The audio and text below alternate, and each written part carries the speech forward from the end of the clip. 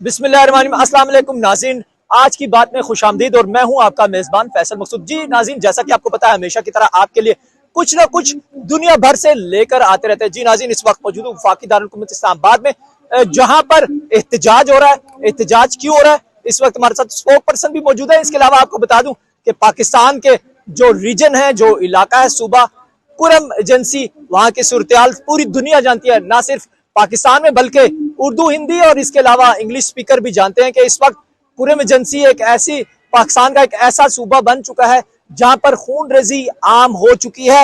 हत्ता के आज तक 2025 स्टार्ट हो चुका है, सुलह भी हुई, दोनों फरीकैन को बिठाया गया, लेकिन वो सुलह के बाद भी सूरत-ए-हाल बद से बदतर हो गई और दो तरफा जो खवातीन है दोनों को अगवा भी किया गया और उनकी खून रेजी भी की जा रही है और सूरत-ए-हाल मजीद बद से बदतर हो रही।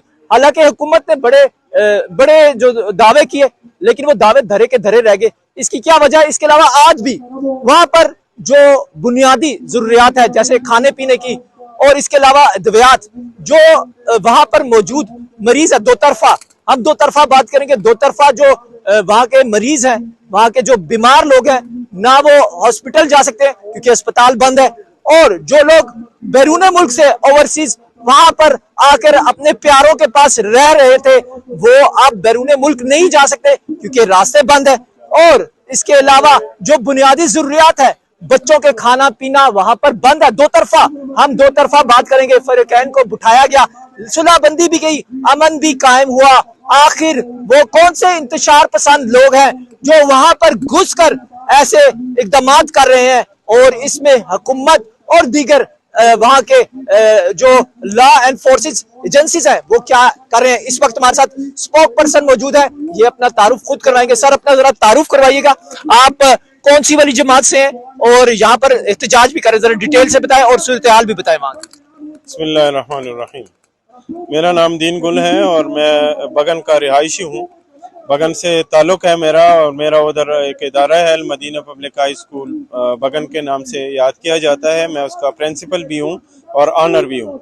ये 1999 से मैं चला रहा हूँ, और इसी तरह एक गर्ल्स सेक्शन भी है मदीना का और ये बॉय सेक्शन है।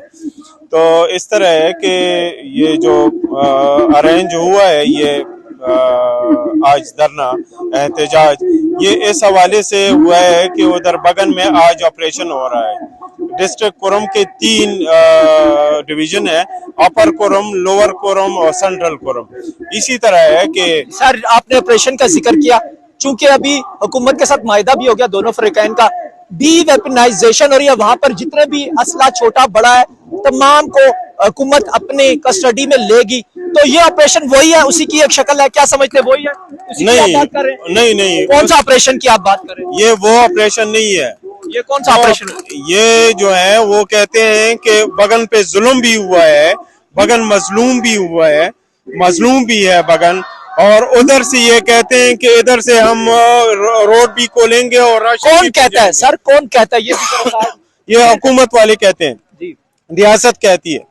हम कहते हैं कि 53 आज 2 महीने पूरे होने को हैं कि 22 नवंबर 2024 को जो यलगार किया था शिया दहशत गर्दों ने और उनको मलियामेट किया था, सारा जलाया था, लूटा था, सब कुछ तहस नहस कर दिया था। तो हमारी जो वो हुकूमत से इल्तिजा है, उनसे दरख्वास्त है कि अब तक कोई हुकूमती करंदा, कोई हुकूमती एहलकार बगन को नहीं आया है, और ना इन लोगों को देखा है कि ये IDPs हो गए हैं और ये खेमों में खेमसन है, किस तरह ये जिंदगी गुजार रहे हैं। सर, आपने जिक्र किया, जैसे मैंने अभी भी जिक्र किया, दोनों फरीकैन को बराबर में बिठा के, तादाद में बिठा के सुलह भी की गई। आप कैसे